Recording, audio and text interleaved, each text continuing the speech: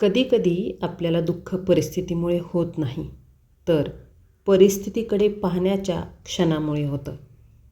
कुरुक्षेत्रावर अर्जुनाने जे पाहिलं, त्यामुळे त्याच्या मनात असे प्रश्न निर्माण झाले, ज्यांची उत्तरं आजही लाखो लोकांना जीवन जगण्याची नवी दिशा देत आहेत.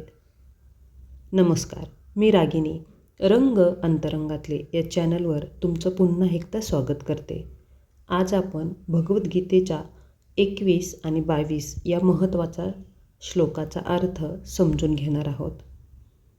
अर्जुन उवाच, सेनयोरुभयोर्मध्यम रथं स्थापय मे अच्युत यावदेतान्निरीक्षेह योद्धकामान वस्थितान् कैमर्यासह योद्धुव्यमी स्मिरन् समुद्य मे.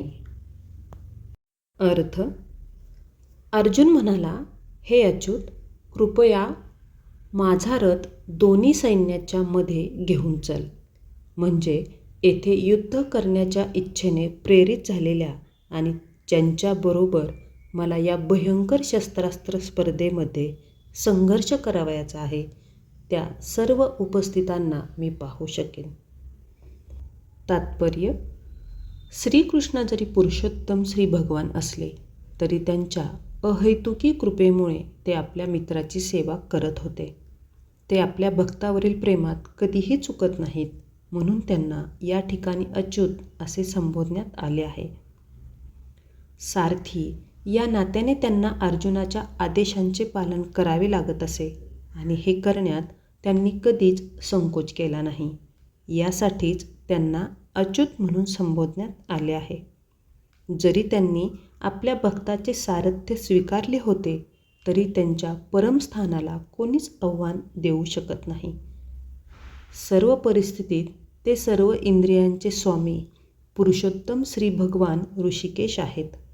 भगवंत आणि त्यांचा सेवक यांच्यामधील संबंध अत्यंत मधुर आणि दिव्य असतो.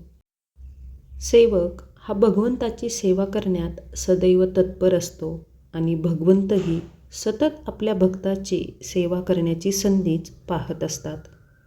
भगवंत स्वतः आदेश देण्यापेक्षा ते त्यांच्या शुद्ध भक्तांना स्वतःपेक्षा ज्येष्ठतेचे स्थान देऊन त्यांचा आदेश स्वीकारण्यात अधिक आनंद मिळवतात.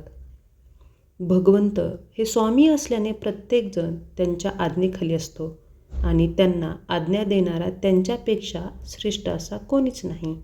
परंतु जेव्हा ते पाहतात की त्यांचा शुद्ध भक्त त्यांना आज्ञा देत आहे, तेव्हा जरी ते सर्व परिस्थितीत अच्युत असले तरी त्यांना दिव्यानंद प्राप्त होतो. भगवंताचा शुद्ध भक्त या नात्याने अर्जुनाला आपल्या भावंडाशी व चुलत्याशी युद्ध करण्याची मुळीच इच्छा नव्हती. पण दुर्योधन हट्टी असल्यामुळे आणि शांततामय वाटाघाटी करण्यास कधीच तयार नसल्यामुळे अर्जुनाला युद्धभूमीत येणे भाग पडले. यासाठीच युद्धभूमीवरील उपस्थितीत ज्येष्ठ व्यक्तींना पाहण्यास तो उत्सुक होता. रणांगणावर शांततेचा प्रयत्न करण्याचा जरी प्रश्नच नव्हता, तरी त्या व्यक्तींना पुन्हा पाहण्याची आणि एका अनावश्यक युद्धाची मागणी करण्यात ते किती कृतिनिश्चयी आहेत, हेही पाहण्याची त्याची इच्छा होती. हा प्रसंग अत्यंत महत्त्वाचा आहे. अर्जुन युद्धासाठी पूर्णपणे सज्ज आहे. त्याच्या हातात गांडीव आहे, त्याच्याकडे पराक्रम आहे, अनुभव आहे. परंतु युद्ध सुरू करण्यापूर्वी तो परिस्थितीकडे नीट पाहू इच्छितो. तो केवळ शत्रूंना पाहत नाही, तर वास्तवाला सामोरे जाण्याची तयारी करतो आहे. याच क्षणापासून अर्जुनाच्या मनात प्रश्न निर्माण होऊ लागतात. आता पाहू या श्लोकाचा आपल्या आजच्या जीवनाशी लागणारा संदर्भ. आपल्या आयुष्यातही अनेक वेळा असे प्रसंग येतात. एखादा महत्त्वाचा निर्णय घ्यायचा असतो, एखाद्या नात्याबद्दल विचार करायचा असतो किंवा एखाद्या कठीण परिस्थितीला सामोरे जायचे असते. अशा वेळी आपण अनेकदा घाई करतो, भावनेच्या भरात निर्णय घेतो.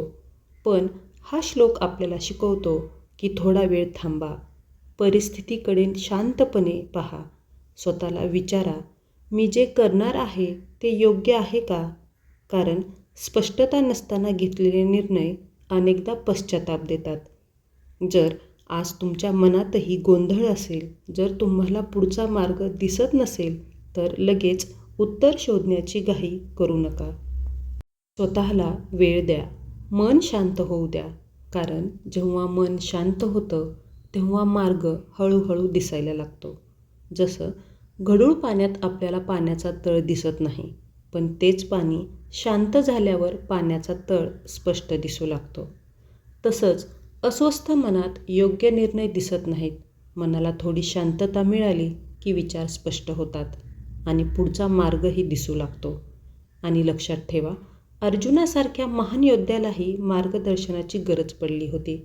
म्हणून मदत, आधार किंवा दिशा शोधणं ही कमजोरी नाही, तर शहाणपणाची सुरुवात आहे.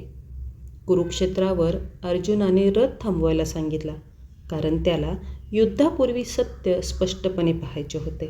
आपल्यालाही जीवनात कधीकधी असा थांबलेला क्षण घ्यावा लागतो, कारण शांत मनाने पाहिलेली दिशा नेहमीच योग्य मार्गाकडे घेऊन जाते. जय श्रीकृष्ण. धन्यवाद.